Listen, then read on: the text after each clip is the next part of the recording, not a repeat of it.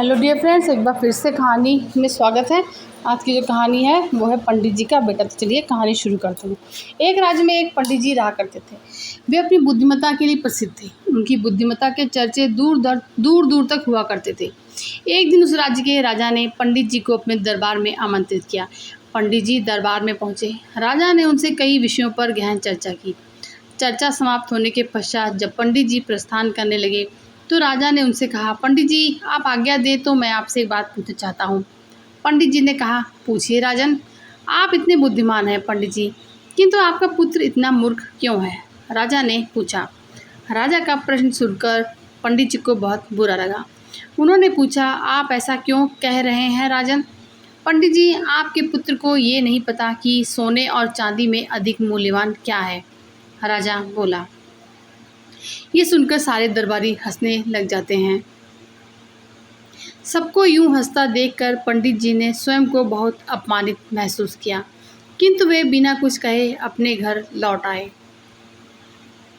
घर पहुंचने पर उनका पुत्र उनके लिए जल लेकर आया और बोला, पिताश्री जल ग्रहण करें। उस समय भी सारे दरबारियों की हंसी पंडित जी के दिमाग में गूंज रही थी। वे अत्यंत क्रोध में थे। उन्होंने जल लेने से मना कर दिया और बोले, पुत्र जल तो मैं तब ग्रहण करूंगा जब तुम मेरे इस प्रश्न का उत्तर दोगे। पूछिए पिताजी। पुत्र ने कहा, ये बताओ कि सोने और चांदी में अधिक मूल्यवान क्या है? पंडित जी ने पूछा। सोना अधिक मूल्यवान है, पुत्र के तपाक से उत्तर दे दिया। पुत्र का उत्तर सुनने के बाद पंडित जी ने पूछा, तुमने इस प्रश्न का सही उत्तर दिया है, फिर राजा तुम्हें मूर्ख क्यों कहते हैं? वे कहते हैं कि तुम्हें सोने और चांदी के मूल्य का ज्ञान नहीं है। पंडित जी की बात सुनकर पुत्र सारा माजरा समझ गया। वह उन्हें बताने लगा, पिताश्री मैं प्रतिदिन सुबह जिस रास्ते से विद्यालय जाता हूँ उस रास्ते के किनारे राजा अपना दरबार लगाते हैं। वहाँ ज्ञानी और बुद्धिमान लोग बैठकर विभिन्न विषयों पर चर्चा करते हैं। मुझे वहाँ से जाता हुआ देख राजा अक्सर मुझे बुलाते हैं और अपने एक हाथ में सोने और एक हाथ में चांदी का सिक्का रखकर कहते हैं कि इन दोनों में से तुम्हें जो मूल्यवान लगे उसे उठा लो। मैं रोज़ चांदी का सिक्का उठाता हूँ। ये देख वे लोग मेरा परिहास करते हैं और मुझ पर हंसते हैं। मैं चुपचाप वहाँ से चला जाता हूँ।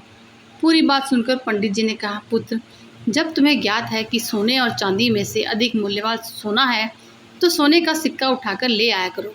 क्यों स्वयं को उनकी दृष्टि में मूर्ख साबित करते हो? तुम्हारे कारण मुझे भी अपमानित होना पड़ता है। पुत्र ने हंसते हुए कहा, पिताश्री मेरे साथ अंदर आइए, मैं आपको कारण बताता हूँ। वह पंडित जी को अंदर के कक्ष में ले गया। वहाँ एक कोने पर एक संदूक रखा हुआ था। उसने वह संदूक खोलकर पंडित जी को दिखाया। पंडित जी आश्चर्यचकित रह गए।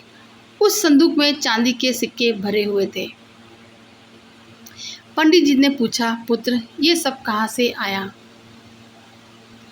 पुत्र ने उत्तर दिया, पिताश्री राजा के लिए मुझे रोकना और हाथ में सोने और चांदी का सिक्का लेकर वह प्रश्न पूछना एक खेल बन गया है। अक्सर वे यह खेल मेरे साथ खेला करते हैं और मैं चांदी का सिक्का लेकर आ जाता हूँ। उन्हीं चांदी के सिक्कों से ये संदूक भर गया है।